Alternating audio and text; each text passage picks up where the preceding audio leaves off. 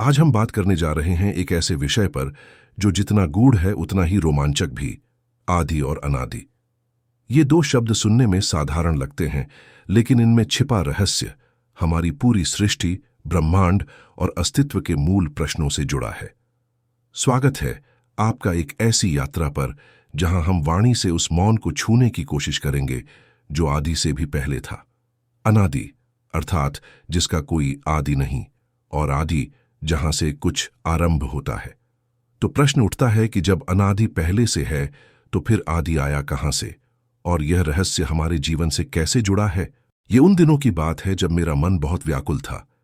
जीवन में बहुत संघर्ष चल रहा था, कभी आर्थिक तंगी, कभी रिश्तों में दरार और कभी कभी आत्मविश्वास की कमी।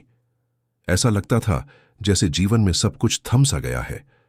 कई बार लगता कि मैं बस हार मान लूं, लेकिन अंदर कहीं एक छोटी सी लौ जल रही थी जो कहती थी कि रुक मत, कोई है जो तुझे देख रहा है। एक दिन मैं यूं ही थक हार कर अपने कमरे में बैठा हुआ था। बाहर तेज बारिश हो रही थी, बिजली चमक रही थी और हवा भी अजीब सी बेचैनी लिए बह रही थी। मेरे हाथों में एक किताब थी, श्रीमद् भगवद गीता। मैंने उसे बिना सोचे समझे खोल दिया।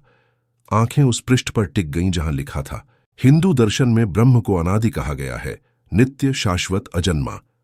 वही ब्रह्म जब साकार होता है, जब वह जगत की रचना करता है, तब वह आदि बन जाता है। यही कारण है कि हम ब्रह्मा को जगत का आदि देव कहते हैं, परंतु ब्रह्मा की उत्पत्ति भी ब्रह्म से हुई है, जो स्वयं अनादि है। अब जरा सोचिए, एक बीज है जिससे वृक्ष पैदा होता है, फिर उस वृक्ष से फिर बीज आता है। तो क्या बीज पहले आया या वृक्ष? यही सवाल हमें आदि और अनादि के चक्र में डालता है। पर अध्यात्म कहता है कि अनादि वह स्थिति है जहां समय का कोई अस्तित्व नहीं होता। वहां न कल है, न आज, न कल आने वाला कोई भविष्य। वहां सिर्फ होना है, प्योर एग्जिस्टेंस, केवल अस्तित्व। वेदों में कहा गया है, नासदीय सूत्र में, जब न सत था, न असत, न आकाश था, न दिशा, तब क्या था? वहां कुछ था जिसे ऋषियों ने तत् कहा। दैट, जो न नाम है न रूप, वही तत् है अनादि। वही तत्व जब कुछ बनने लगा, आकार लेने लगा, तब वह आदि बना। यह समझना जरूरी है कि आदि और अनादि विरोधाभासी नहीं है, बल्कि एक ही सिक्के के दो पहलू हैं। जब कोई चीज प्रकट होती है, अनुभव में आती है, उसे हम आदि कहते हैं। पर जो चीज अनुभव से परे है, अव्यक्त है, जो सदा से है और सदा रहेगी, वही अनादि है। यह अनादि ही परमात्मा है, आत्मा है, शुद्ध चेतना है। हमारे शास्त्रों में इसे बड़े सुंदर तरीके से समझाया गया है। भगवान श्री कृष्ण ने गीता में कहा है, न त्वेवाहम जातु नासम न त्वम नेमे जनाधिपाः न चैव न भविष्यामः सर्वे वयमतः परम। अर्थात न मैं कभी नहीं था, न तुम कभी नहीं थे, न ये राजाओं का समूह। हम सब पहले भी थे, अब भी हैं और आगे भी रहेंगे। यह वक्तव्य अनादि को दर्शाता है। आत्मा अनादि है, अविनाशी है।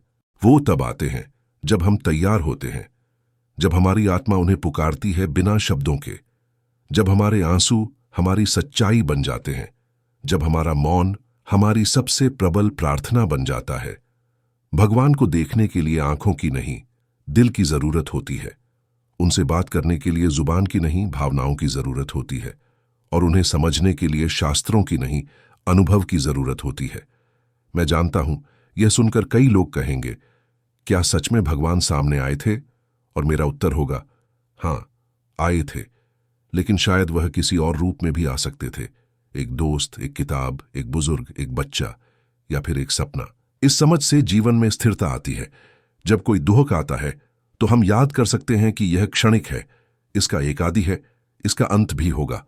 पर हम जो इसे देख रहे हैं वह तो अनादि है। हमारी आत्मा उस समय से भी पहले थी जब यह संसार नहीं था, और तब भी रहेगी जब यह सब कुछ नहीं रहेगा। यह समझ हमें अहंकार से भी मुक्त करती है। जब हम सोचते हैं कि हम ही सब कुछ हैं, तभी दुखों की शुरुआत होती है।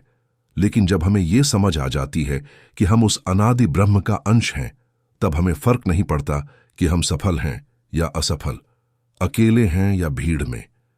हम हर परिस्थिति में शांति पा सकते हैं। हमारा मस्तिष्क सीमित है, वह किसी भी चीज की शुरुआत और अंत ढूंढता है, लेकिन चेतना अनंत है, वह किसी शुरुआत और अंत में बंधी नहीं है। इसलिए आदि और अनादि को केवल दिमाग से नहीं, दिल और आत्मा से समझना होता है। तो प्रिय श्रोताओं, इस पॉडकास्ट के माध्यम से हमने उस रहस्य को छूने की कोशिश की जिसे शब्दों में बांधना कठिन है, आदि और अनादि का रहस्य। हमने देखा कि कैसे अनादि एक मौन सत्य है और आदि उस मौन का प्रकट रूप, कैसे ब्रह्मांड, जीवन और हमारा अस्तित्व उसी चक्र में घूमता है, और कैसे यह ज्ञान हमारे जीवन को सरल, शांत और अर्थपूर्ण बना। आशा करता हूं कि यह यात्रा आपको भी उतनी ही रोमांचक और ज्ञानवर्धक लगी होगी जितनी मुझे इसे आपके लिए प्रस्तुत करते समय लगी। आपसे विनम्र निवेदन है कि अगर आपको यह पॉडकास्ट पसंद आया हो तो इसे जरूर शेयर करें और हमारे चैनल श्री राम 1.8M को सब्सक्राइब करें ताकि आपसे जीवन को गहराई से समझने वाली कहानियां और रहस्य जुड़ते रहें। आपसे विदा लेता हूं एक नई सोच, एक नए दृष्टिकोण और एक नई खोज के साथ, फिर मिलने के वादे के साथ। नमस्कार।